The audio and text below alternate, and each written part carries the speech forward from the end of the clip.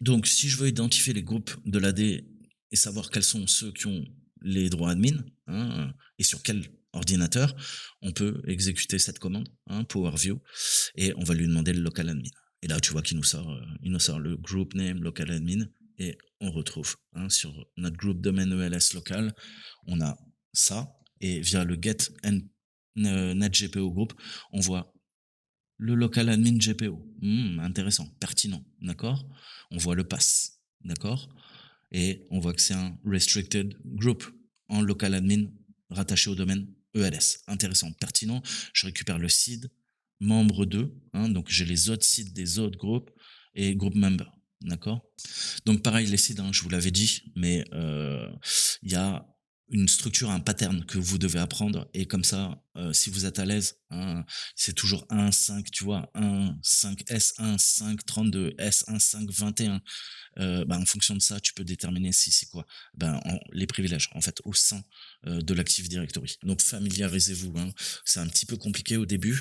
Ce qui est à la fin, on s'en fout un peu, mais ce qui compte, c'est comment dire, les quatre premiers chiffres, ou les cinq, 1, 2, 3, 4, les quatre premiers chiffres, hein. Avec ça, tu peux récupérer pas mal d'informations. D'accord. Alors, les unités organisationnelles, hein, ce qu'on appelle les OU, je vous en avais déjà parlé, hein, c'est aussi une autre composante au sein de l'Active Directory. Et grâce aux OU, bah, je sais peut-être qu'il y a des GP qui sont appliqués ou non. D'accord. Je veux recevoir une liste d'ordinateurs dans cette unité organisationnelle. Je vais faire un get net OU où je peux caler un find GPO computer name et je lui précise les OU X, Y, Z, W. D'accord. Et je peux faire un get net computer et je vais lui mettre le chemin de l'AD. Pareil. X, Y, Z, W, d'accord. À vous de fournir ça, hein. Au niveau, donc les deux dernières composantes, les DC, au niveau du contrôleur de domaine, et deux autres composantes, on a des unités organisationnelles, et on en a plein, d'accord. Donc encore une fois, hein, je me répète, hein, mais pour que ça rentre bien, tout ce qu'on veut, c'est énumérer en fait les liens de filiation, le principe de membership, hein, d'association, et identifier les groupes des administrateurs locaux, d'accord. Comme ça, je sais quoi cibler, hein, et je sais ce que j'ai accès et ce que je n'ai pas accès, d'accord. Donc c'est encore une fois une vision holistique, d'accord. Ne dites pas ah ok, j'attaque que les administrateurs et je vais me connecter qu'aux machines où j'ai pas accès. D'accord. Puisque en fait, en pivotant, parfois une machine au début, tu n'avais pas accès et puis après tu vas y retourner. Je t'ai dit, on fait des va-et-vient. Alors, comment je peux identifier d'ailleurs des utilisateurs dits réguliers, hein, classiques, mais qui ont parfois les droits admin. D'accord. Alors ça peut être important. C'est un petit peu la même technique, hein. Typiquement, les utilisateurs, ils ont une adresse mail, hein. Surtout s'il y a Exchange qui est utilisé au sein de l'organisation. Donc Exchange, c'est la composante messagerie de Microsoft, d'accord. Et il y a un type de nommage, hein, de convention, de nomenclature, d'accord. First name, dot, last name, hein. Généralement, tu as quoi? Nom, point, enfin prénom, point, nom, d'accord. Généralement, c'est ce qu'on utilise nous-mêmes, hein, nos adresses mail. Généralement, ton fournisseur d'accès à Internet. Si tu t'appelles Toto le hacker, bah, ça sera toto.lehacker@free.fr ou Orange ou ce que tu veux. D'accord, SFR, etc., etc., etc. Donc pareil, ça peut être un moyen d'identifier quoi? Les comptes admin ou d'autres comptes utilisateurs qui font partie du groupe admin. D'accord. Puisque je peux être administrateur, faire du groupe, avoir les droits admin, mais je peux être aussi utilisateur régulier et parfois, je ne sais pas pourquoi, j'aurai les droits administrateurs. Ça peut être dangereux. Et souvent, les administrateurs Exchange, hein, donc qui s'occupent de la messagerie DMX, eh ben, ils ont une adresse email qui est associée à eux. Donc, ça peut être utile. D'accord. On va pouvoir filtrer ces données et ça peut être une façon aussi de distinguer, hein, les utilisateurs réguliers et ceux, parfois, hein, qui ont plus de droits. Plus de droits qu'ils devraient en avoir d'ailleurs. Alors, on peut utiliser cette commande PowerView. Vous l'avez là, hein. Donc, il y a un end. Donc, soit vous utilisez la commande du haut, soit la commande du bas. Soit vous pouvez tester les deux. Entraînez-vous. Et on a quoi? On a aussi de la virtualisation, hein, il faut y penser. Typiquement, on a du VMware, hein, des ESXi, hein, qui se sont fait pirater il y a pas longtemps, et de l'Hyper-V, hein. De l'Hyper-V, c'est la solution propriétaire de Microsoft, d'accord. Et ben ça tombe bien. Très souvent, au sein de l'Active Directory, il semblerait que ces administrateurs aient plus de droits pour, pouvoir, gérer, manager et accéder à ces plateformes de virtualisation. D'accord? Donc si tu compromets ces comptes, en fait, tu pètes l'infrastructure, tu la own, tu la pawns. Pareil, petite recherche, sympathique. Je te conseille de noter tout ça, de te faire, tu vois, un cherry tree, conseil de l'ami. Alors, quand on trouve des comptes avec un dollar à la fin, putain, ça me rappelle une histoire où tu pouvais créer des comptes invisibles. Putain, ça me fait penser à un truc. C'est pas Saltimbanque qui avait fait une vidéo là-dessus? Bref, donc plus sérieusement, quand tu as un dollar à la fin, c'est que il fait partie du groupe admin. Donc si c'est le cas, tout ce qu'on a à compromettre, bah, c'est choper ce compte ordinateur, d'accord? Et passer système. Quand je parle système, c'est le root, mais on parle de NT Authority System. Mais comme c'est trop long, on parle de système en majuscule. Ça veut dire NT Authority System. T'as bien compris, d'accord? Donc si je veux passer système, et c'est notre saint graal, on passera système sur toutes les machines, on va les router, d'accord? On aura des droits admin sur l'Active Directory. Et parfois, si les administrateurs du domaine ajoutent en fait un simple ordinateur à- au groupe Workstation Admin, si tu passes système, tu as bien compris que maintenant tu as les droits au sein de l'Active Directory. Donc il y a ce principe de cascade, en fait, d'effet de bord. Euh, Parfois, ça va te donner plus de droits que même toi tu pensais. Pourquoi? Parce que t'as pas, il y a une partie de tes chemins d'escalade que tu n'auras pas étudié. Du coup, tu vas te rendre compte que c'est plus puissant encore que tu le pensais. D'accord? Il y a tout le temps des effets de bord. C'est pour ça que pour bien sécuriser avec les groupes policies, faut que ça soit très fourni, très détaillé et très structuré. Peut-être, je sais pas, je vais chercher les remote desktop users, comme on dit. D'accord? Ça va nous permettre d'en savoir un petit peu plus, de lister les groupes. Ah, et je trouve mon remote desktop user is member of the group. Ah, ok, d'accord. Donc sur ce domaine, computer name, Windows 7, ouais, Windows 7, il a le RDU. Pour faire du RDP, il faut faire partie du RDU, Remote Desktop User. Tu l'as bien compris. Et tu vois que 1, 2, 3, 4. Au niveau du seed, c'est tout le temps S. 1, 5. Ah, c'est des groupes. D'accord, je comprends bien. 1, 5, 32. Ah, tout en bas, je vois un home user, c'est 21. Ah, d'accord. Mais sinon, le reste, ils sont en 32. Et 555, c'est le Remote Desktop User. Ah, intéressant. Le 556, c'est le Network Configuration Operator. D'accord, ok, je comprends mieux. D'accord. Donc tu vois, c'est important les seeds. Grâce aux seeds, tu peux comprendre en fait. C'est compliqué au début parce qu'il y a beaucoup de choses à retenir, mais après, ça sera même plus parlant que si je te donnais le nom du groupe. D'accord? Enfin si, c'est quand même plus facile de lire le nom du groupe. Je vais pas te raconter des conneries. On n'est pas des robots non plus, ça serait. Ou des cyborgs. Ça va venir, t'inquiète pas. Donc voilà, je veux connaître les droits étendus, RDP, je peux passer cette commande. Donc pareil, si je dois ajouter, il n'est pas rare au sein des groupes, et puis donc des utilisateurs qui font partie des groupes, il y en a qui seront plus pertinents que d'autres. Il y en a qui auront des accès locaux sur le contrôleur de domaine. Ces groupes, et donc de facto tous les utilisateurs en leur sein, sont des cibles potentielles et des mets de choix. Il faut bien que tu le comprennes, donc tu peux passer cette commande pour en savoir un peu plus. Donc la délégation au sein de l'Active Directory, tu dois comprendre ce principe de délégation, comment elle est configurée et quelles sont les unités organisationnelles au sein du domaine. Donc on a des permissions qui vont être configurées directement sur ces OU. Donc pour comprendre le principe de délégation, tu peux exécuter cette commande PowerView qui va te donner des informations. D'accord? Pareil, X, Y, Z, à toi de remplir. Là, on a un exemple. D'accord? Donc pareil, on fait du data gathering, recueil d'informations. Alors, si on regarde en détail, on voit que les admins, ils ont délégué à l'unité organisationnelle au niveau des comptes helpdesk level 2, level 3, d'accord? Ils ont peut-être fait une erreur, d'accord? Le problème c'est que donc ce qu'on appelle des tier level, level 2, level 3, ils ont les pleins accès sur l'ensemble des objets. Donc ça veut dire quoi?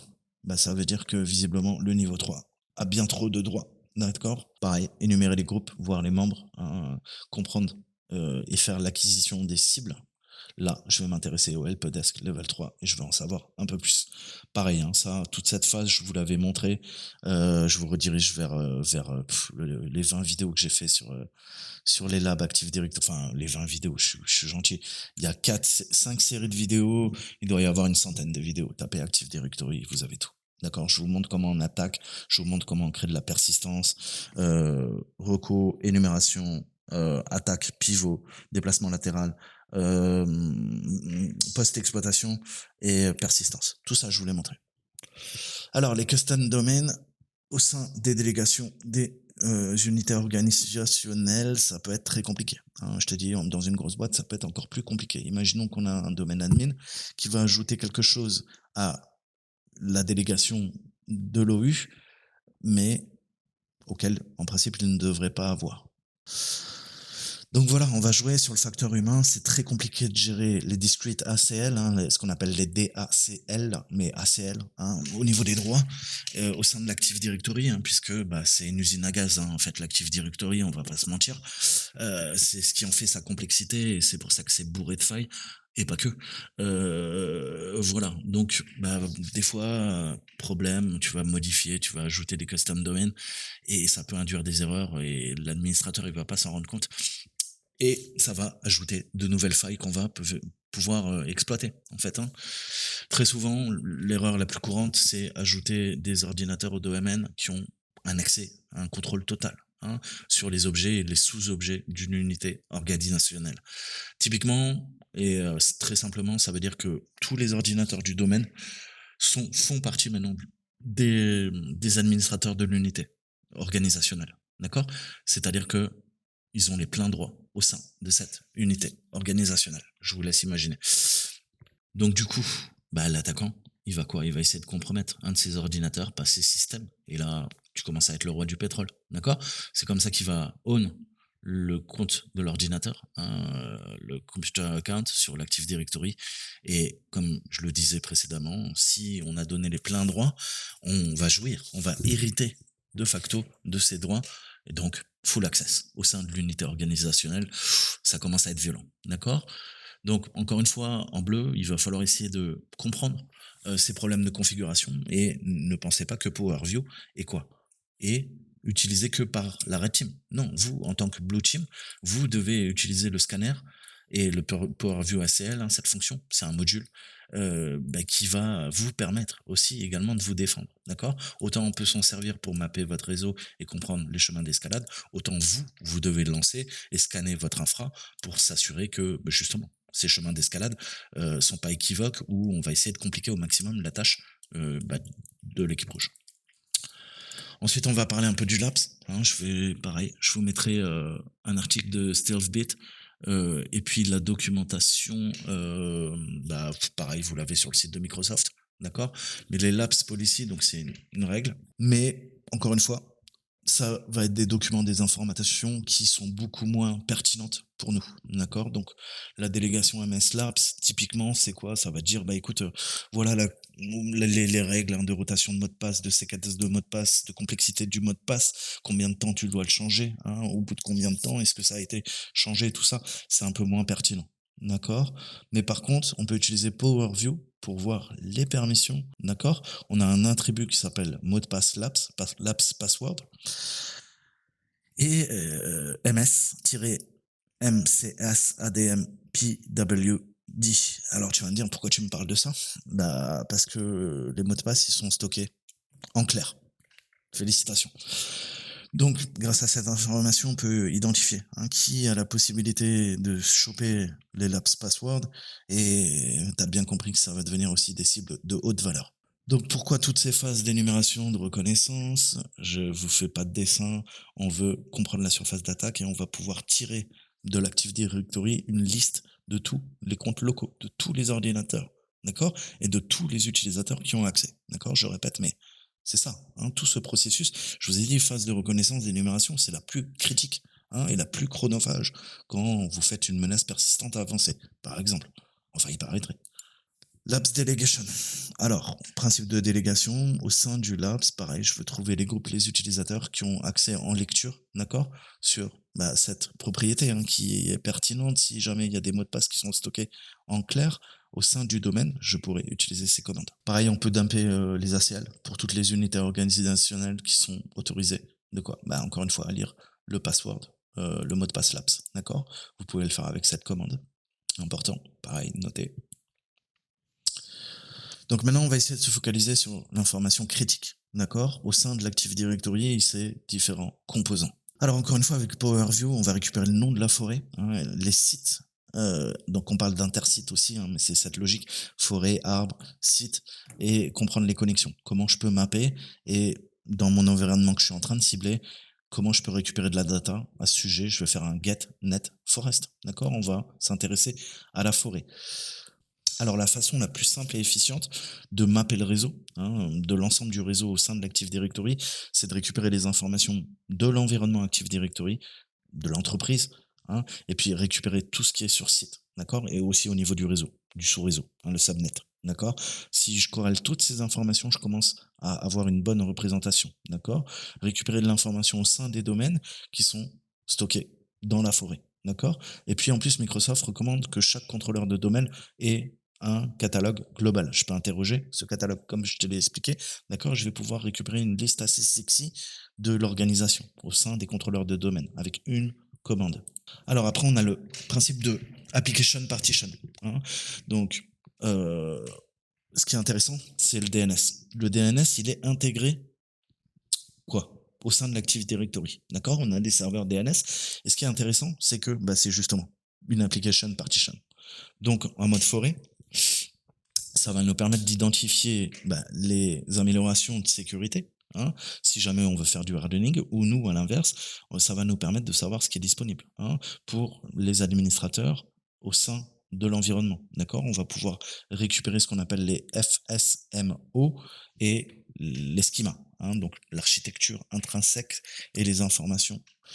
Donc pareil, les rôles FSMO, je vous mettrai de l'Active Directory, mais l'Active Directory, je vous ai dit, c'est un grand annuaire, c'est un référentiel central, Active Directory, d'accord, arborescence active, dans lequel tous les objets d'une entreprise et leurs attributs respectifs sont stockés. C'est une base de données hiérarchique, multimètre, qui peut stocker des millions d'objets. Les modifications apportées à la base de données peuvent être traitées sur n'importe quel contrôleur de domaine, d'essai de l'entreprise, que le contrôleur de domaine soit connecté ou déconnecté du réseau. Modèle multimètre, je vous mettrai la documentation, allez la lire, d'accord. Donc on a des rôles, hein, on a un modèle multimètre, on a un modèle monomètre, hein, et c'est très important parce que en fait c'est toute cette putain de documentation que vous devez lire pour comprendre comment fonctionne l'Active Directory.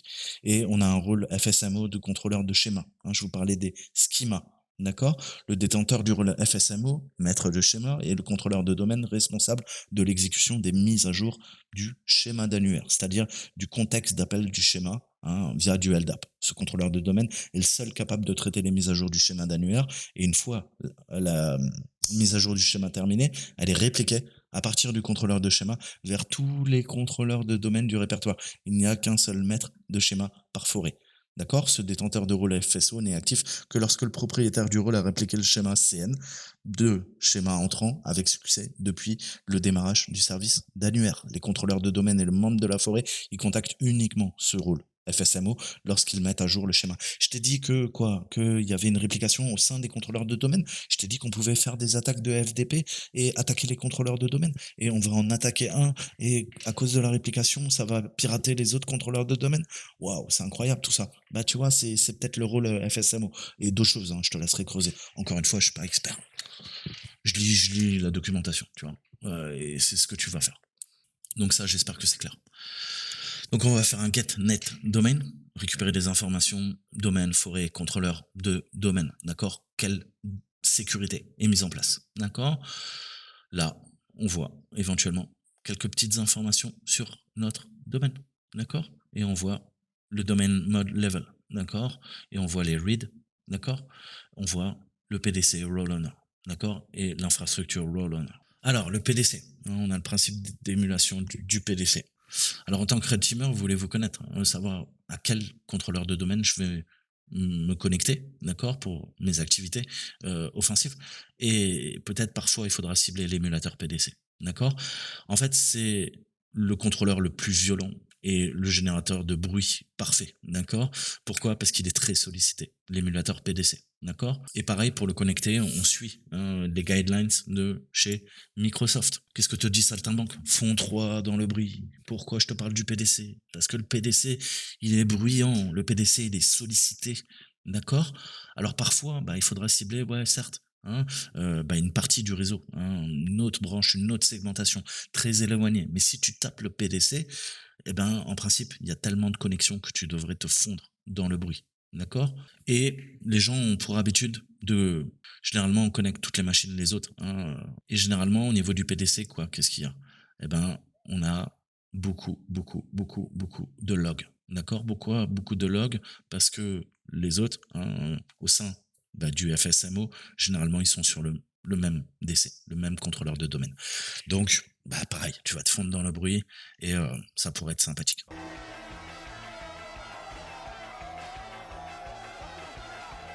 Alors, comment je peux déterminer quel contrôleur de domaine, quoi, bah, gère le rôle FSMO, hein, et notre émulateur PDC, hein, dans la forêt, si c'est un root domaine, hein, donc si le domaine il est root, donc c'est, hein, on a vu ce principe, hein, multimètre, monomètre, d'accord, aller creuser. Donc il y a un root domaine, il existe si quoi? Si en fait il y a plusieurs domaines au sein de la forêt, ça faut le savoir, d'accord. Donc je vais pouvoir exécuter ces commandes pour récupérer de l'information. Donc getNet domain, ça me permet de m'informer aussi, hein, tout ce qui est au sujet du PDC, d'accord. Et je vous ai parlé du PDC Roll Owner, hein, vous l'avez en rouge là, d'accord. Donc ça c'est un attribut qui est intéressant. On va afficher les informations et d'un point de vue quoi, bah, encore plus important d'un point de vue d'un utilisateur qui n'a pas de privilège, d'accord.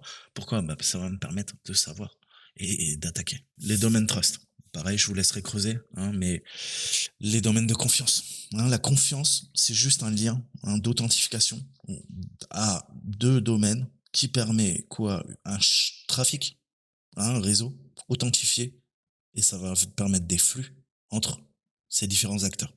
D'accord. En fait, il est important de comprendre que ça va, pour nous, ça nous permet aussi la possibilité d'accéder à des accès privilégiés entre les domaines, mais ça ne les garantit pas, hein, aucunement. À vous de creuser.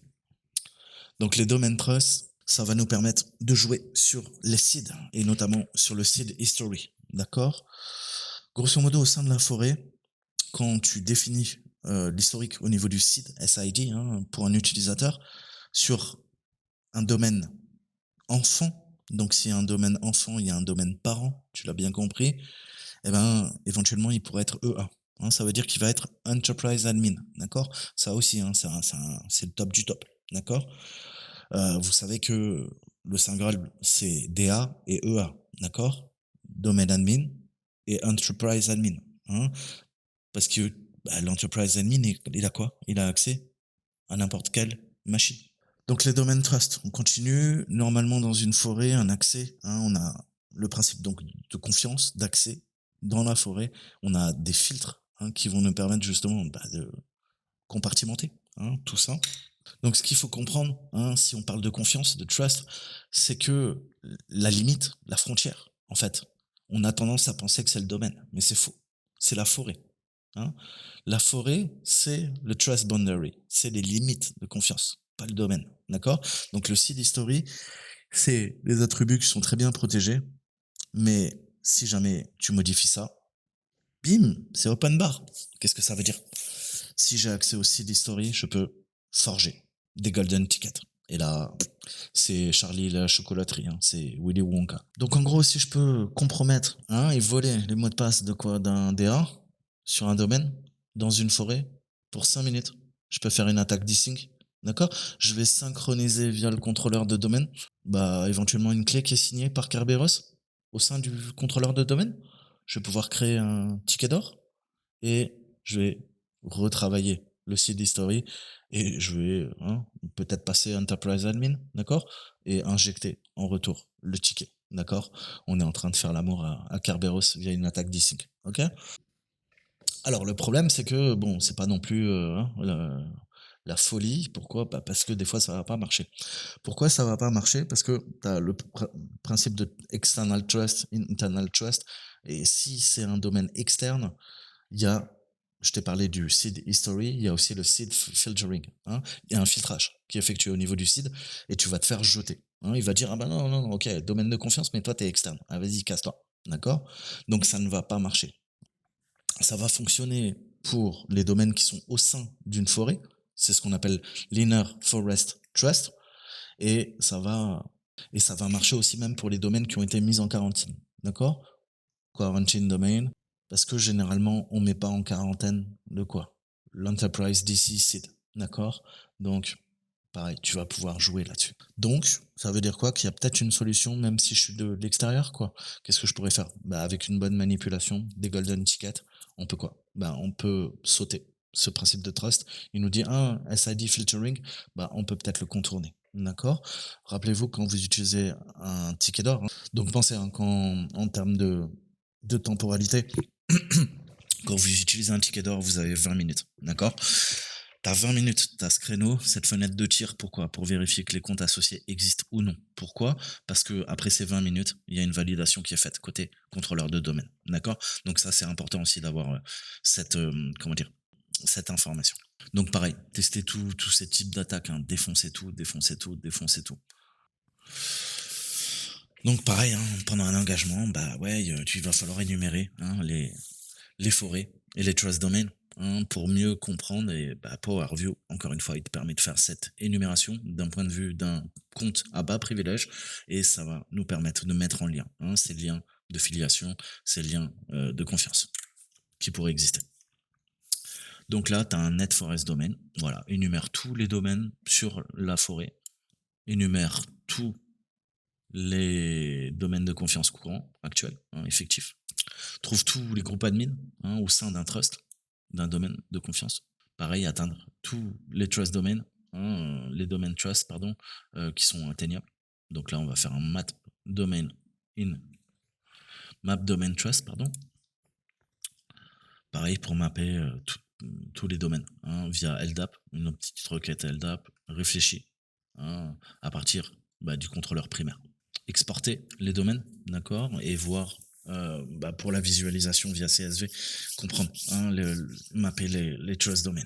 Pareil, trouver les utilisateurs, hein, sur le domaine actuel et voir les groupes, comment ils s'insèrent au sein du trust. Pareil, à distance, hein, sur un domaine distant qui inclut des utilisateurs qui ne sont pas présents, hein, sur le domaine qui est ciblé. Donc il faut comprendre aussi que si il y a ce principe de organisation trust vers d'autres unités, hein, d'autres BU, hein, business unit, au sein de l'environnement. En fait, les admins enterprise, les EA, ils ont peut-être par accident eux-mêmes compromis leur propre environnement. D'accord? Pourquoi ils font ça? Bah, ils le font pas exprès, c'est à cause des contraintes en fait inhérentes à l'architecture. Très souvent, hein, tu vas créer un autre domaine ou une autre forêt à cause des problèmes, justement, au niveau des trusts, hein. Ça peut poser des soucis, donc par simplification, parfois les administrateurs décident d'opter pour cette solution et ça va introduire de nouvelles failles. Et ça va faciliter notre capacité à élever nos privilèges et à évoluer, à pivoter au sein du système. Donc pareil, je vous mettrai un article d'Armjoy, hein, il nous reste encore je ferai encore une vidéo, hein, et on aura terminé là-dessus. Après, on passe sur une bonne dizaine de vidéos. On va continuer, hein, on va parler toujours Active Directory, on parlera AMSI, on va parler Emmet, on va parler, je vous ferai quelques petites vidéos aussi. On verra, hein. Je travaillerai sur des études de cas. Ça sera pas vraiment un CTF. Je vous mettrai des captures d'écran, mais on verra des chemins d'attaque et d'escalade que vous devez creuser, et comprendre et maîtriser. Je peux m'arrêter là, on a quasiment fini. Tu peux caler un net domain trust, d'accord? Pareil, je veux toutes les informations qui sont liées au trust, au domaine de confiance, et je récupère de l'information. Source name, target name, trust type, trust direction, hein, puisque il y a aussi ce principe, hein, de omnidirectionnel dans tous les sens, bidirectionnel, donc si tu veux, d'accord? Ça peut être en entrée, ça peut être en sortie. d'accord? Inbound, outbound, bidirectional, c'est inbound, outbound, d'accord? Inbound, je rentre, hein, donc entrant, outbound, sortant, d'accord? Si tu pas à l'aise en anglais. Donc voilà, hein, je terminerai par là. C'était les domaines trust, hein. Vous devez comprendre cette architecture. Lisez des livres, hein, sur l'Active Directory, ça vous servira. Comprendre, hein, comment s'agrège le domaine et les forêts et comment je peux les compromettre. Nous, on se retrouve dans la prochaine vidéo. Je vous dis à très bientôt. Ciao, ciao.